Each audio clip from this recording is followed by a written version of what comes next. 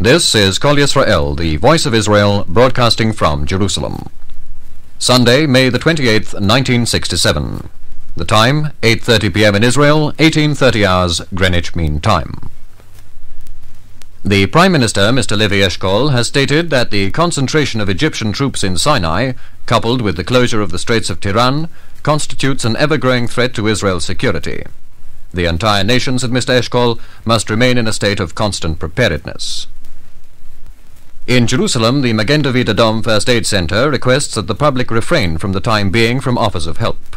The rush of volunteers is such that it hampers the day-to-day running of the center. President Nasser has stated in a Cairo press conference that his country recognizes the right of Palestinians to enter upon what he termed a war of liberation. He added that if this should lead to full-scale hostilities, Egypt would be ready to play her part. Here now is our military commentator, Brigadier General Chaim Herzog. One of the most delightful anthologies of poetry that I possess is Other Men's Flowers by Field Marshal Lord Wavell, who, at the head of 35,000 British troops, destroyed a much larger Italian force in Cyrenaica in the early days of World War II. Lord Wavell describes in one of his notes how in the darkest hours in the desert he either read poetry or endeavoured to place himself in the shoes of his opposing general. A consideration of the problems facing his opponent inevitably gave him solace and consolation. It is therefore appropriate that we copy a page out of the Field Marshal's book and take a cool look behind the bombastic and scurrilous barrage of hate, threat and vilification which fills the ether today.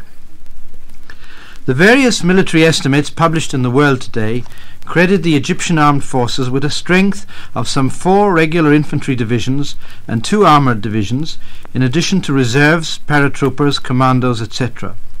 Its armoured strength is estimated at between 1,000 and 1,600 tanks. Egypt's air force is estimated to number some 350 first-line planes, which include the MiG-21 fighter and the Ilyushin 28 and Tupolev 16 bombers. The Navy includes 7 destroyers, 11 submarines, MTBs and missile-carrying craft. The entire Egyptian force is equipped with Soviet materiel and trained, organized and indoctrinated along Soviet army lines. As publicly announced, of the total regular Egyptian force of some 150,000, over 80,000 are in Sinai, with at least 1 armoured division. Estimates published place the tank force in Sinai at some 800. Nasser has declared that it is his intention to attack and wipe out Israel. When evaluating this declaration, let us take Wavell's advice and look at the problems facing the Egyptian commander. With his force of over 80,000 troops and some 800 tanks, he is responsible for a vast area, proportionately speaking. Israel's border with Egypt, including Gaza, is some 270 kilometers long. The coastline in the Gulf of Aqaba to Sharm el-Sheikh, an area of definite interest today to Israel, is 150 kilometers long. The depth of Sinai from the Suez Canal to the border is some 200 kilometers. This signifies a very large area of responsibility in relation to the forces available, giving considerable scope for manoeuvre in the event that the Israel Defense Forces are called upon to react to an Egyptian attack. If one takes into consideration the strength and preparedness of the Israel Defense Forces, the Egyptian commander has his problems. He knows that in the 2 decisive arms of modern warfare, air and armour, the Israel forces have as good equipment as his forces, if not better. We dare not underestimate the Egyptian forces, nor indeed their equipment, which is good and effective. But as stated, the Egyptian commander has his problems. The area for which he is responsible is very large in relation to the forces available to him. He is commanding an army which has never distinguished itself. It was defeated in 1948. It lost in Sinai in 1956. Its contingent made a very poor showing in the Congo in 1960, and for the past 5 years it has been fighting a war against ill-equipped tribesmen with no spectacular success in the Yemen. It is advisable to see both sides of the coin, and this can be done only in part, as for obvious reasons it has not been possible to go into details about one of the main factors, the Israel Defense Forces. This is Kol Israel, the voice of Israel, broadcasting from Jerusalem. Monday, May the 29th, 1967, 8:30 p.m. The Prime Minister stated today in the Knesset, Israel's parliament, that Israel's considerations must now be not only the assurance of free passage through the Tiran Straits, but also the dangers of Egyptian-inspired aggression on the borders. Work was resumed this afternoon in the fields of Nachal Oz, a border settlement, after Egyptian shelling from the Gaza Strip earlier in the day. Reports state that the Egyptians are withdrawing troops from Yemen. The Syrian president has arrived in Moscow. In his speech before the trade union movement some days ago, Nasser averred that this time Syria will join with Egypt in the event of the commencement of hostilities. Let us this evening try to evaluate the situation on our northern border and to distinguish between the blood-curdling threats which fill the ether and the cold facts on which decisions are based. What interests us militarily are not words which cost nothing and mean less, but factors on which an estimate of the situation can be made. Syria is a large country, indeed 9 times the size of Israel. Nevertheless, her army is comparatively speaking a small one. It comprises a standing force of about 65,000, which according to estimates published abroad are organized in some 6 infantry brigades and 2 armoured brigades, in addition to various units such as a battalion of paratroopers, commandos, etc. Observers estimate that Syria can mobilize 4 to 5 reserve brigades, not all first line. Their air force is estimated at some 100 planes, including some squadrons of MiG-21. Estimates of Syria's tank strength vary from 400 to 500, mainly Russian medium tanks, but also some World War II vintage armour of German origin. Yet there is more to an army than men and materiel. Syria has for the past 18 years been a military dictatorship. Since Hosni Zain took over in a coup d'etat in 1949, Syria has averaged 1 military coup d'etat a year. The current military junta is composed of a grouping of Air Force and Armoured Corps officers. Every coup d'etat involves a rapid turnover of officer personnel who are promoted for reasons of loyalty to the new regime without reference to professional ability and experience. The Syrian officer corps has therefore experienced an abnormal turnover, which situation must have some effect on the army's stability and professional standards. Since 1963, the Ba'ath Party has ruled Syria, or more correctly, officers within the Ba'ath grouping. But here too the struggle for power has continued, with Salah Jadid overcoming Amin al-Hafiz in February 1966. This followed much internecine struggle within the party leadership, a struggle which must have left its marks. Nothing affects an army's morale as much as the feeling that political party considerations have a bearing on military decisions. This has been the situation in the Syrian army for years, and its results must inevitably tell when the army has to face a real trial of strength. This weakness may be offset to a degree by the pathological hate of Israel which characterizes the Syrian leadership. When the Syrian commander evaluates the situation, he has a number of factors which he must consider. Of his very long frontier, some 800 kilometers border Turkey, with whom relations are to say the least cool. A further 370 kilometers of border are shared with Jordan, which country broke off relations with Syria after a bombing disaster on the frontier last week. Jordan is only too aware that Syria is the center from which saboteurs and agents are dispatched to operate within its borders. The Syrian-Israel border is some 90 kilometers long. Under normal circumstances, Syria maintains at least half its mobilized force deployed along Israel's front in defense of this frontier and, of course, of Damascus. For it is well to remember that Damascus is the nearest Arab capital city to an Israeli frontier and the most vulnerable, therefore, to attack. The Syrian command reached a conclusion long ago that it is not equipped to take on the Israel Defense Forces alone. Accordingly, it embarked on a policy of sabotage and hit and run rather than of a military confrontation. Under normal conditions, Syria enjoys a tactical advantage over Israel in that her forces are deployed on the high ground overlooking the Jordan Valley and the Sea of Galilee. This is a factor only as long as the situation remains static. The Syrian command must doubtlessly have appreciated that any warlike move on its part turns its topographical advantage into a very temporary one. The Syrian command, in deciding on war, is well aware that this means war in the heart of the country on the approaches to the capital city. This is opposed to the situation of the Egyptians, who are fighting in a desert far removed from the centre of their country. Thus, while we must assume that the Syrians will move in coordination with the Egyptians' forces, as Nasser has announced, nevertheless, when the critical, cruel hour arrives for a cold, calculating decision to move the Syrian army, as opposed to indiscriminate shelling of border villages, we may even witness a certain degree of hesitation on their part. In any event, a purely military evaluation being made by the Syrian commander sitting on the heights and observing Israel's northern military command and its preparations must surely raise some doubts in his mind. This is Kol Yisrael, the voice of Israel, broadcasting from Jerusalem. Tuesday, May the 30th, 1967, 8:30 p.m. Radio Cairo announced this morning that the Egyptian fleet had prevented the passage of a tanker through the Tiran Straits. Jewish communities throughout the world continue to demonstrate in support of Israel. And the lead story of the day, Radio Cairo announces the signing of a mutual defense pact between Egypt and Jordan.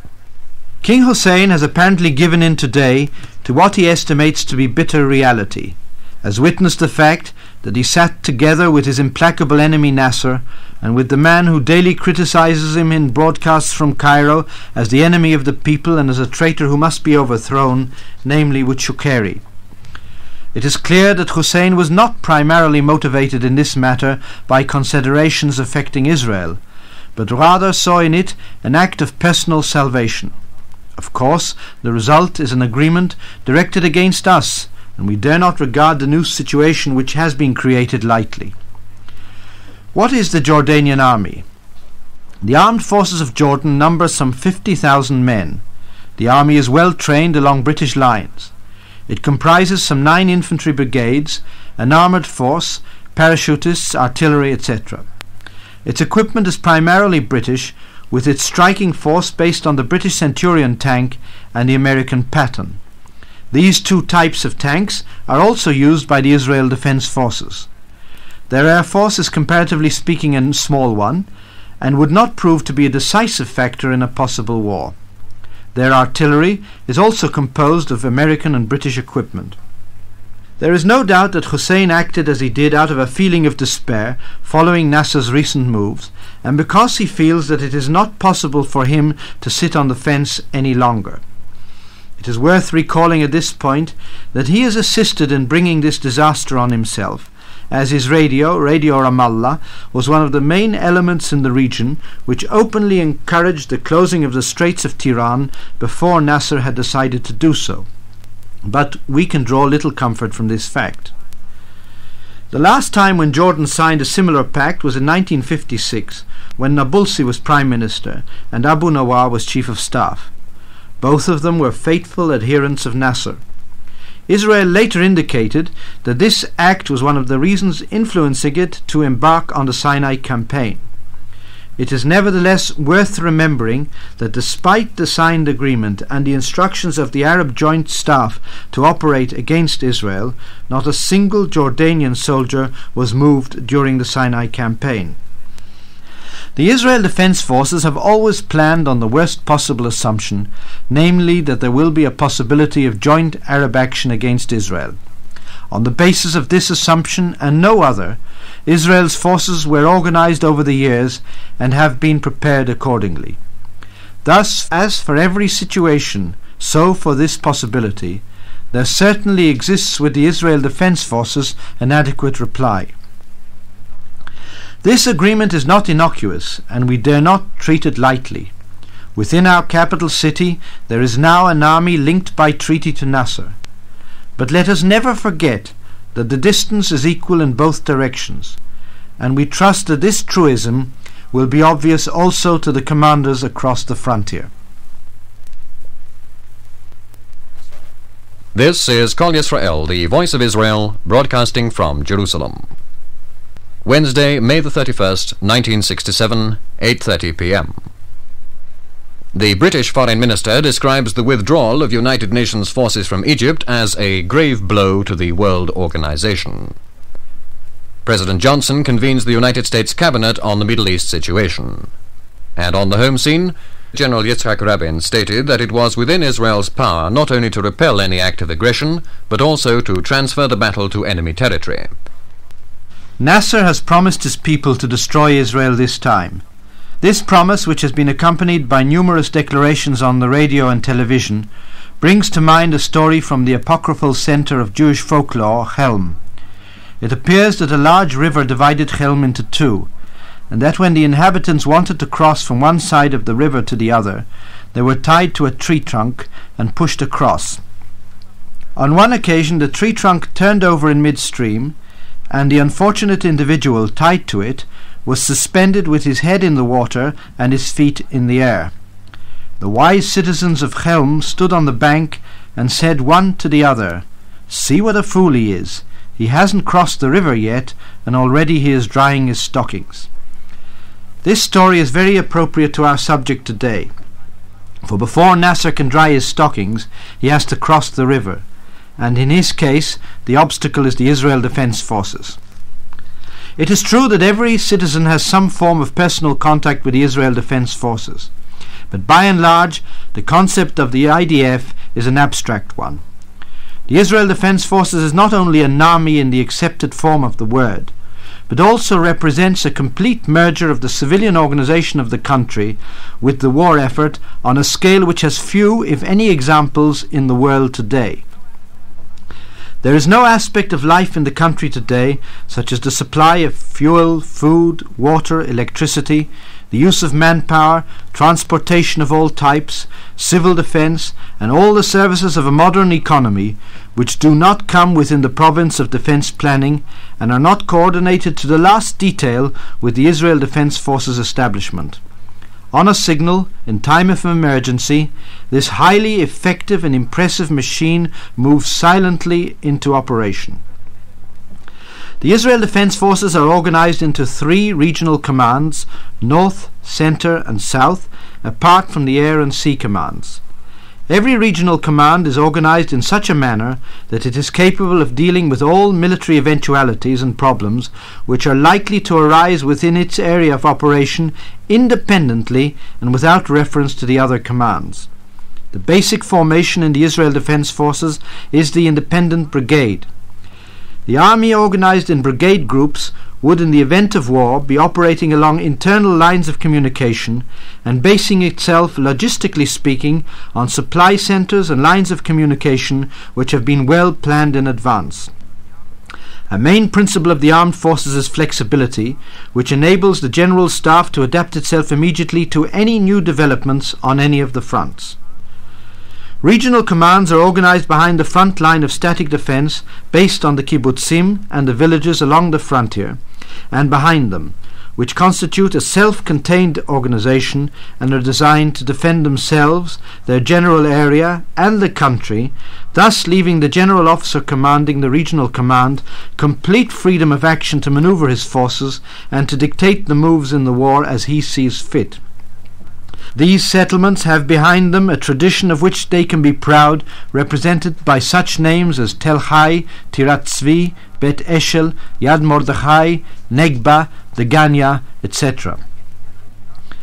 Like any general staff worthy of its name, the Israel General Staff has taken into account every possible situation that might arise and has prepared the Israel Defense Forces' answer to each such situation. When the Arabs declare that this time they will all, or some grouping of them, attack together, it should be remembered that the Israel Defense Forces have always assumed the most extreme possibility in this respect and planned accordingly.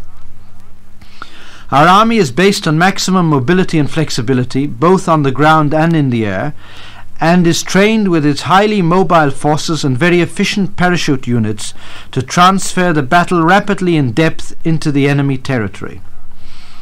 This is an army commanded on all levels by officers who have been trained in the principle of personal leadership and example, which requires the commander always to be at the head of his men in battle.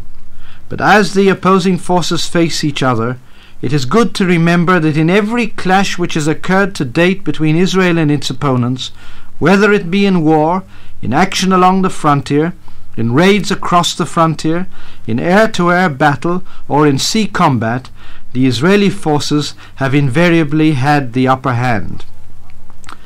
Above all, it must not be forgotten that the Israeli soldier knows what he is fighting for, who he is fighting for, and whom he is defending, and is aware of the fact that for him there remains no alternative but to fight.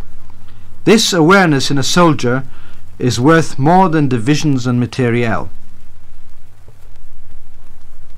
This is Kol Yisrael, the voice of Israel, broadcasting from Jerusalem. Thursday, June the 1st, 1967, 8:30 p.m. More groups of Jewish volunteers are expected to arrive from overseas both this evening and tomorrow. British Prime Minister Harold Wilson leaves London for Canada and the United States for talks on ensuring the free passage of shipping through the Tiran Straits. The United Press reports that during the last month, the Egyptians were responsible for the deaths of 360 people in Yemen by means of poison gas attacks from the air. Tonight I want to discuss our air problem. This is a problem which very rightly interests everyone, because it represents the medium which under certain conditions is capable of bringing the front line to the populated areas. The civil defence preparations, which are of great importance, create an awareness of the problem, but I get the impression that the fertile imagination of human beings tends to put it out of all proportion to reality. The best way to evaluate it, therefore, is to examine our problem on the basis of facts. The average citizen sees in his mind's eye the blitz of World War II, when hundreds of German bombers bombed British cities, and when thousands of British and American bombers attacked German cities. Those of us who personally experienced these events during the fighting in Europe can testify that even after the heaviest bombing attacks, many people lived to tell the tale. However, I want to take this opportunity to emphasize that within the context of the existing Arab air forces as they are today in the Middle East, it is ridiculous to talk of a possible blitz, because it is simply not practicable.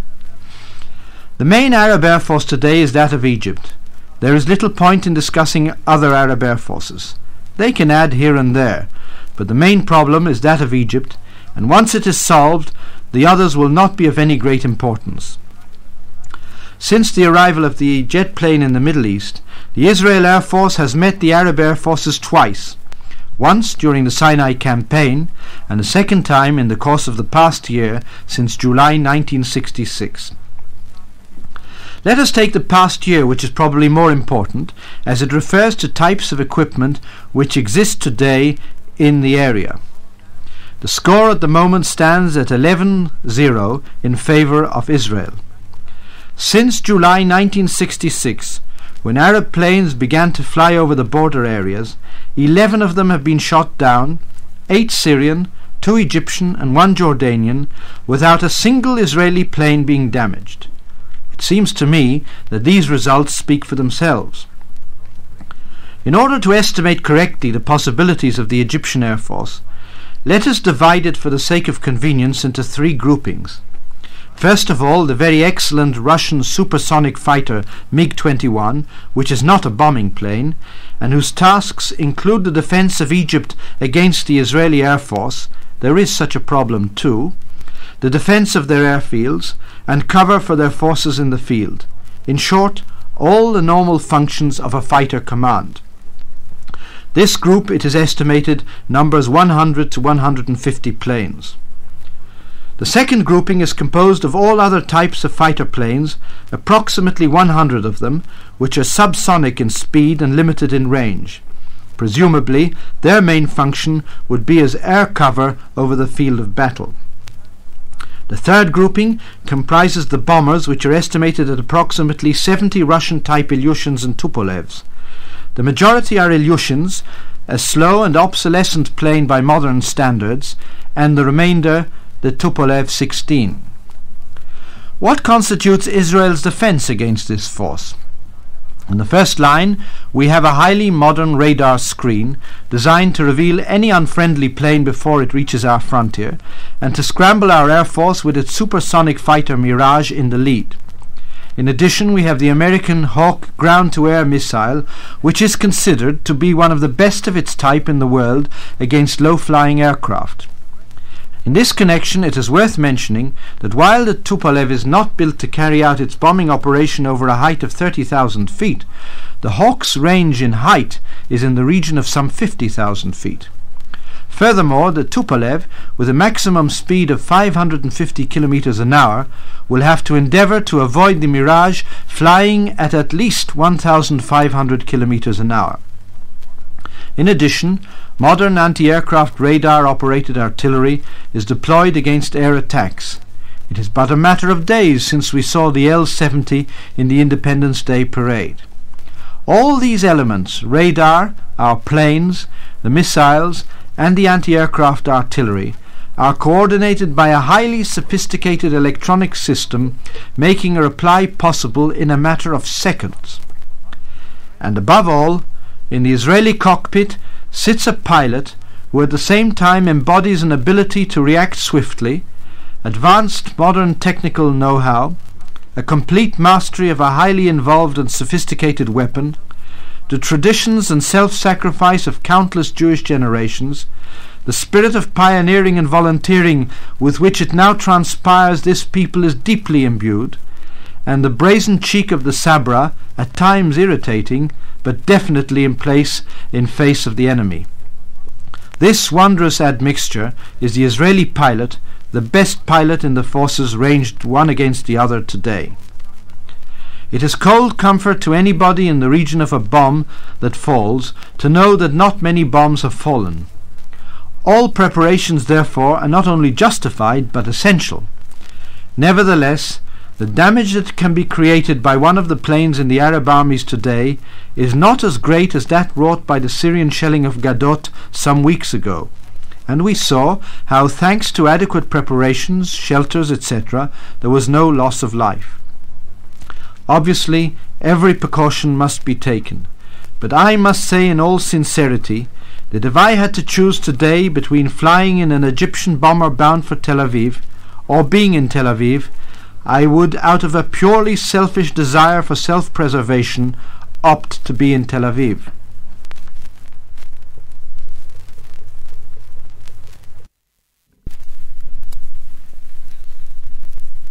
This is Kol Yisrael, the voice of Israel, broadcasting from Jerusalem. Saturday, June the 3rd, 1967, 10 o'clock a.m. An exchange of notes was published in Jerusalem today between Israel's Prime Minister Mr. Levi Eshkol and Russian Premier Alexei Kosygin.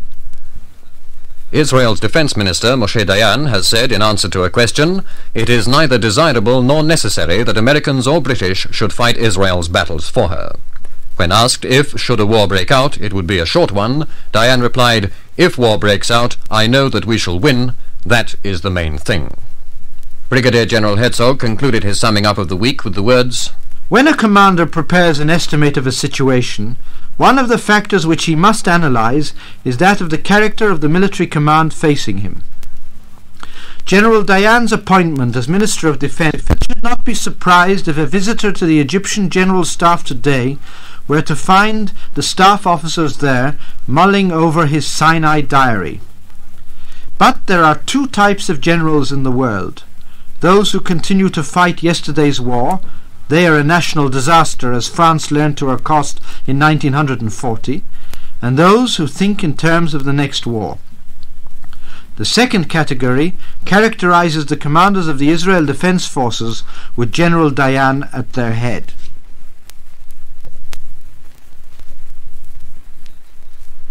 This is Kol Yisrael, the voice of Israel, broadcasting from Jerusalem. Monday, June the 5th, 1967, 8:20 a.m. The military spokesman announces, "The Egyptians this morning launched a land and air attack. At daybreak, Egyptian armored forces started advancing towards the Negev desert. Israeli forces went into action to repel them." A new chapter in the wars of Israel has been opened. As reported, the Egyptians have launched an attack on our forces and have commenced shelling our settlements along the Gaza Strip border. Nasser has apparently decided to take advantage of the Arab unity with himself at the helm, a unity which evaded him for years, and to act as long as it exists and before it disintegrates. Egypt's satellites, Jordan and Syria, have decided to exert pressure on us in the meantime by aerial and artillery action. But the Israel Defense Forces are deployed and organized to deal with each sector individually, and no doubt these countries will be taught the lesson they so richly deserve. The Egyptians could not have gained much advantage from the element of surprise, as our forces were concentrated and ready for all eventualities. The attacker may gain some temporary advantage by virtue of his initiative, but every attack brings in its wake a counter-attack by the armoured fist held back for this purpose, and it is to be assumed that the fist of the Israel Defense Forces will be felt at the spot and at the time its commanders decide on. War is not conducted solely in the field of battle, though this is naturally the most important and decisive element. It is also fought psychologically. And now, in addition to the struggle in the desert sands and the shelling along our borders, a fierce struggle is being conducted in the atmosphere. The fact that no announcements are being made does not necessarily indicate that there is nothing to announce. The issue is being decided in the field of battle, and the shelling or bombing of border villages will have no effect on the final issue. The issue will be decided in favour of the side which gains command of the air, and which is able to destroy the armour of the opponent. It is not always advisable to report on battles, for at times the enemy is interested to learn the facts of the situation no less than we are.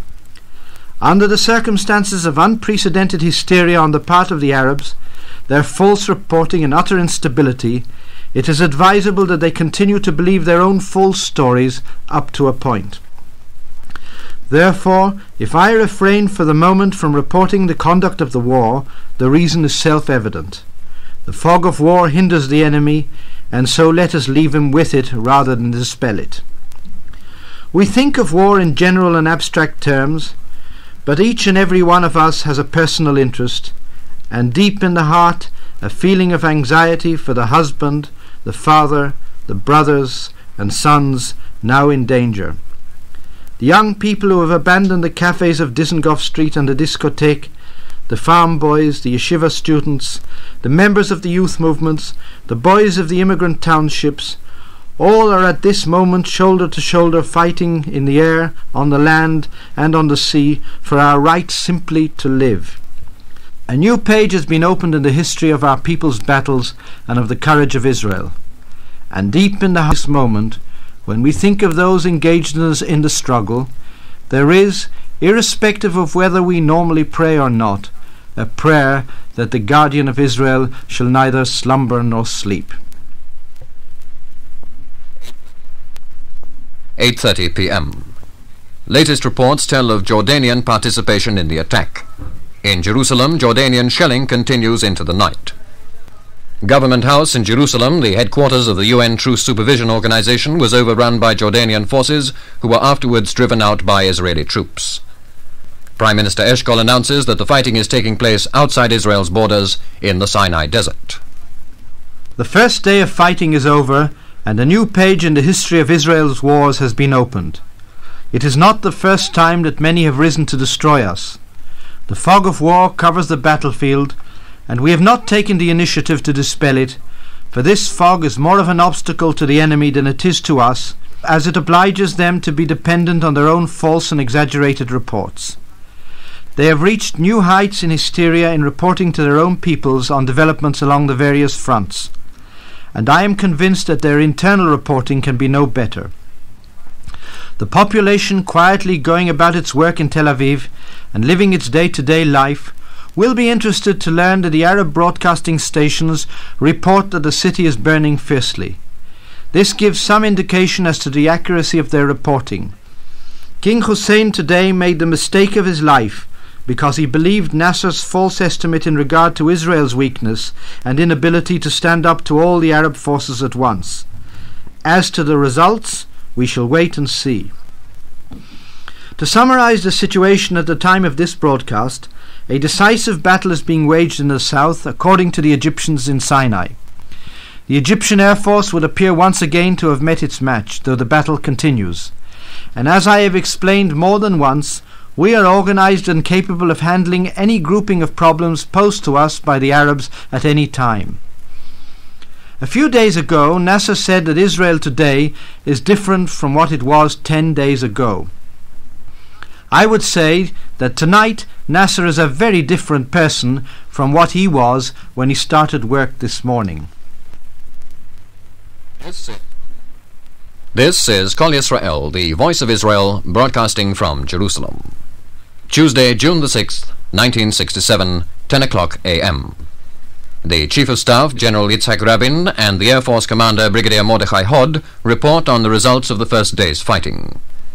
The Chief of Staff reports that in the Sinai area, Israeli forces have captured Rafiach, Sheikh Zued, and El Arish. One armored column is already on the road from El Arish to Abu Agila. And the lead story of the day, Israel's Air Force has dealt a decisive blow to the air forces of Egypt, Jordan, and Syria, and has gained air superiority in the entire region. A total of some 400 enemy planes have been destroyed. I began my broadcast yesterday by stating that a new page had been written in the history of Israel's wars. And indeed, a brilliant new page has been added not only to the Israel war record, but also to the annals of military history.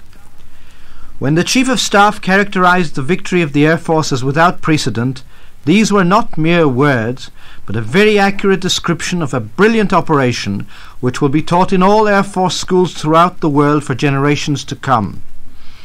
I feel that we are justified in using Churchill's historic words about the Royal Air Force after the Battle of Britain, that never in the field of human conflict was so much owed by so many to so few. A war takes place in phases.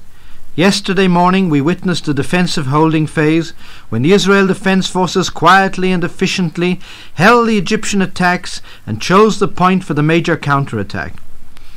We then moved over swiftly to the counterattack phase, with the Air Force fighting for complete mastery of the air by destroying the enemy forces. At the same time, the iron fist of the Israel Defense Forces moved into counterattack with armour and infantry. A very wide breach was opened in the Egyptian line from Khan Yunis in the north to Qusayma in the south, and the forces advanced along two axes, the northern and the central. In the meantime, our forces in Kuntilla in the south began to operate, and the enemy is faced with the problem of determining where our main effort will be. Now the main struggle, namely of armour against armour, will take place. With mastery of the air in our hands, there is only this phase before a decision is made in the field of battle. The Egyptians have begun to tell stories about American and British air support of our forces, but this will be of no avail to them. This time we shall finish the war on our own. But in my view, this Egyptian announcement may already testify to the breach of their front line, and even indicate an intention to withdraw. Jordan yesterday commenced operations, and the account is now being settled by Central Command. North of Jerusalem, our forces cracked open the strongly defended line near Ma'aleh Hamisha, and our forces are advancing. To the south of the city, we have gained ground in the Sur Bahar area. At Latrun, the Israel Defense Forces settled an old account. Familiar names from the War of Independence, Nebi Samuel, Radar, Jenin, and so on, rise to the fore. In these places, the flower of our youth fell in 1948. The Israel Defense Forces are now avenging them. In conclusion, a brilliant day has come to an end, the results of which have astounded the world. We enter the second day of fighting, confident in ourselves and in our strength, for it transpires that this generation is maintaining the traditions of the generation that won the War of Independence and the generation that fought in Sinai. 2 o'clock p.m.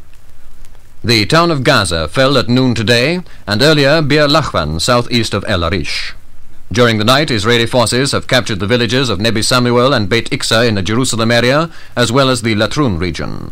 This morning, the village of Shuafat, close by Jerusalem, also fell into Israeli hands. Our forces continue to struggle on all fronts, and in the sands of the Sinai desert, they are exploiting the wide breach which was created in the enemy lines.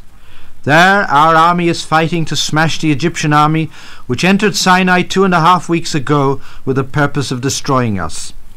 This battle is the most important for us and will decide the results of the war.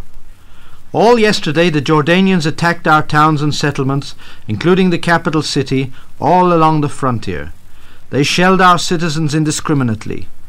Hussein has apparently completely lost control of his forces, who are now gun fodder for Nasser. Perhaps the Jordanian people now appreciate this fact, but it is too late. History is changing with giant strides every hour. Our forces reacted yesterday evening to the Jordanian aggression and broke through the ring of defences in the north of the corridor and in the south of Jerusalem in the Sur Bahar area. This morning it was announced that Shuafat is in our hands, which means that we have smashed the main line of defence, a very impressive and formidable line which the Jordanians had created in the capital city. Latrun has fallen. Jenin has fallen. The main routes of advance have been opened, and the Israel Defence Forces are now sweeping all before them. When our troops moved up last night to Jerusalem, they passed the armoured wrecks in Shar Hagai, left as a memorial to those who fell in the War of Independence. Perhaps even these lifeless shells of steel experienced some emotion when the armoured units of the Israel Defence Forces passed by. I have no doubt that the souls of the boys and girls who fell in them marched with our forces as they moved up to the city. And now the struggle continues. I am broadcasting from Jerusalem to the sound of heavy shelling. A strange form of quiet and anticipation has fallen along the front line, a quiet that may foretell great tidings. An army of reserves has been engaged in the struggle since yesterday against the Jordanian forces. Slowly, methodically, and with great bravery, the forces under central command carried out their tasks.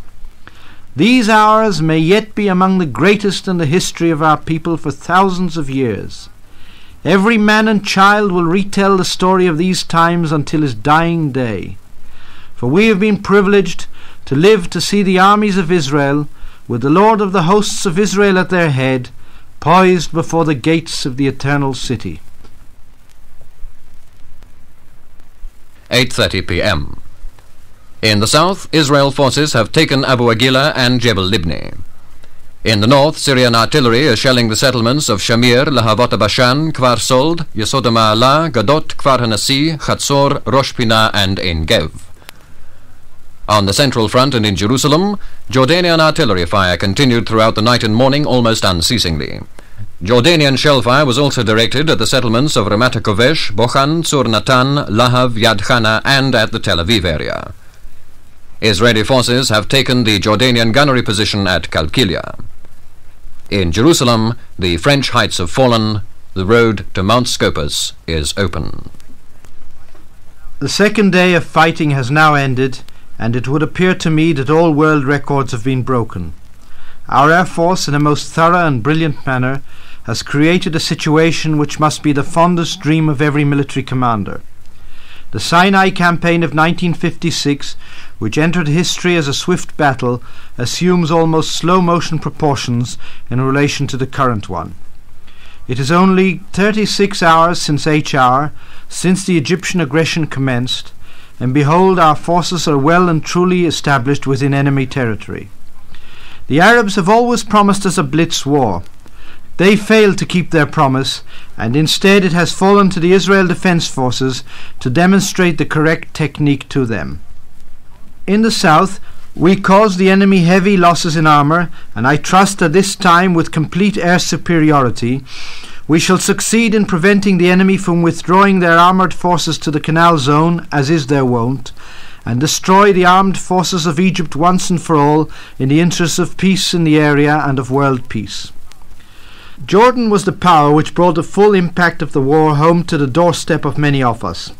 Since yesterday morning, their forces have been pouring fire of all types into the capital city of Jerusalem and on settlements along the frontier, and have been using long-range artillery to shell targets in the heart of the country, including the city of Tel Aviv and Lod Airport. These operations were in addition to air attacks against border villages and an infantry attack in the Jerusalem area. The events emphasized for every citizen the intolerable situation created by such an armistice line with an ill-intentioned enemy. And indeed, steps have been taken to make corrections. Today, Kelkilia, from which area Tel Aviv was shelled, was taken. Heavy fighting broke out all along the frontier of the triangle, and it continues. And now the dull explosions of mortar shells and the staccato sound of small arms is heard throughout Jerusalem. The hourglass of events is filling up, and each one of us is living this moment of history. Generations of Jews for thousands of years to come will think of us, of a small and privileged group of Jews in the state of Israel, who lived and created this moment replete with historic significance for the Jewish people as a whole. This is Kol Yisrael, the voice of Israel, broadcasting from Jerusalem. Wednesday, June the 7th, 1967, 4:30 p.m. The military spokesman announces, this morning the Israel Defense Forces penetrated the old city of Jerusalem. Sha'al Meshech has been captured, the straits are open.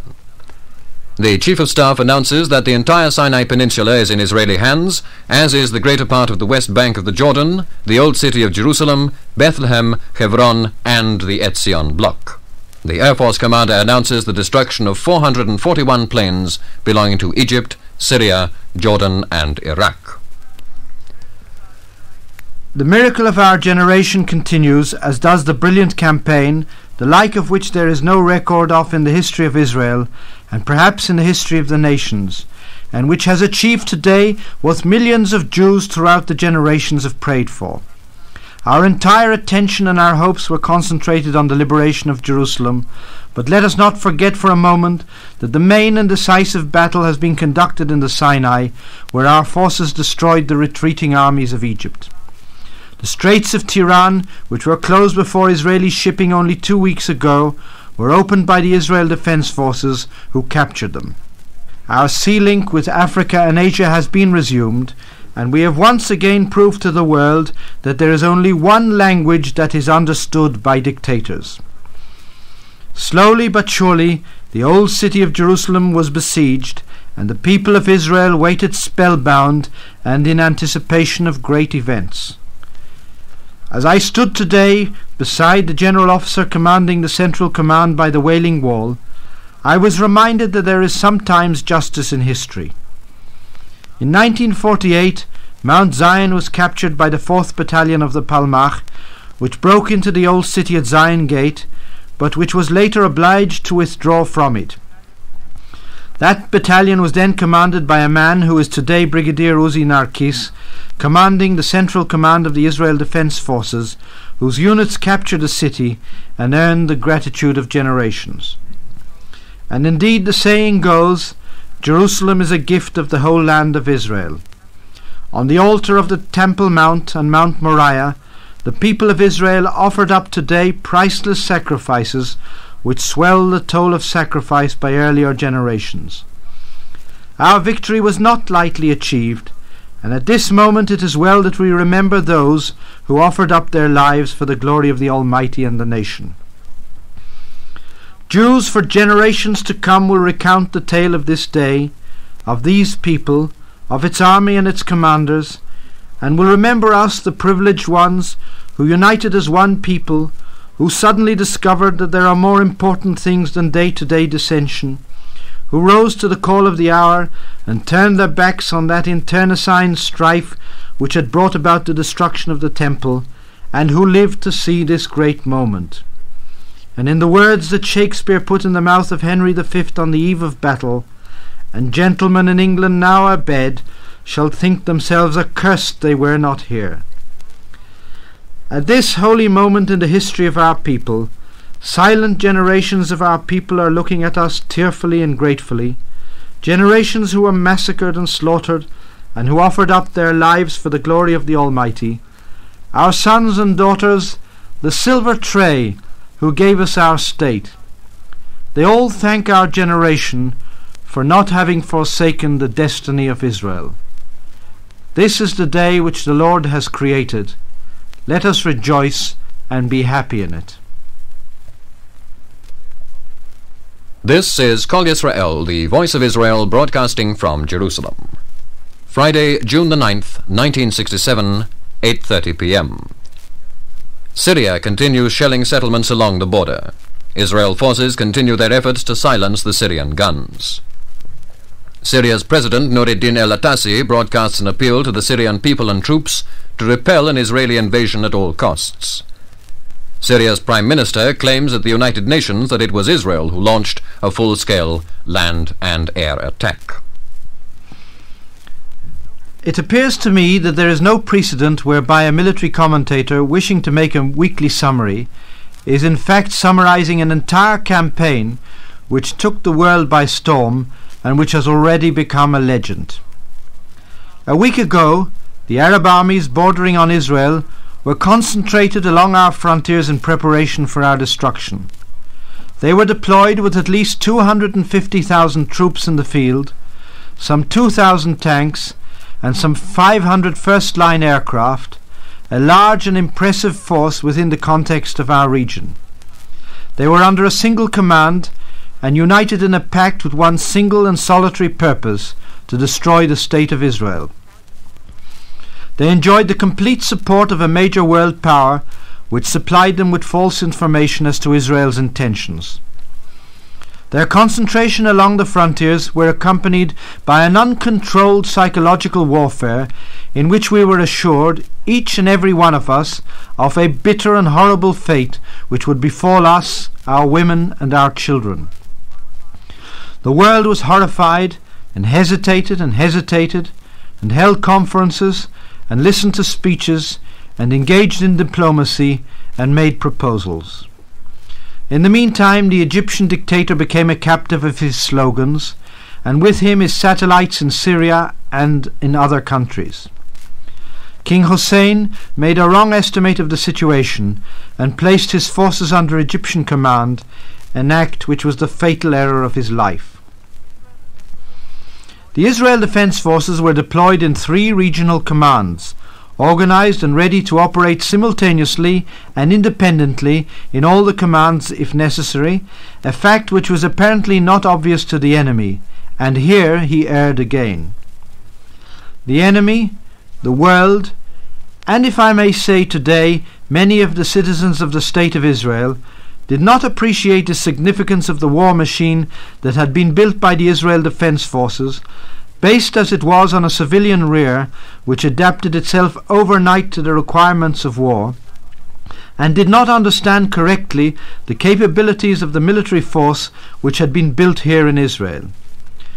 For years, since the Israel Defense Forces were organized, its commanders who brought it to this point planned the army and its organization, its weapons and its equipment, its training and the fighting spirit with which they imbued it, to meet every possible military contingency which might face its generals. In 3 days, the world saw the result of years of meticulous work, of intense efforts to raise a generation of military leaders who would be capable of leading the troops in a bitter and brutal war to victory. But if the battle in Sinai was a purely military battle, that against the Jordanian army was in fact a very Jewish battle. The wars of Israel from the days of Joshua until the War of Independence were re-fought, and our glorious history came to life again before our very eyes. Fighting an enemy who fought with tenacity, the Israel Defense Forces smashed his defenses and liberated the West Bank up to the Jordan. Bethel, Nablus, Givon, Hebron, Bethlehem, Jericho, Shiloh, the Etzion block. It was as if a page had been taken out of the Bible, and we were privileged to live to see it.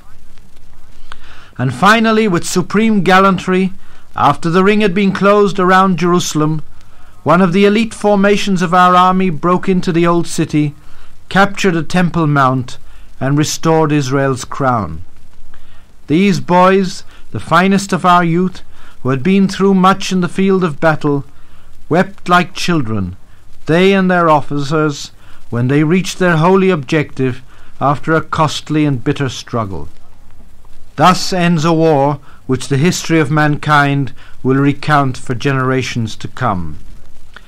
The people of Israel have lived through days which are among the greatest in their long history.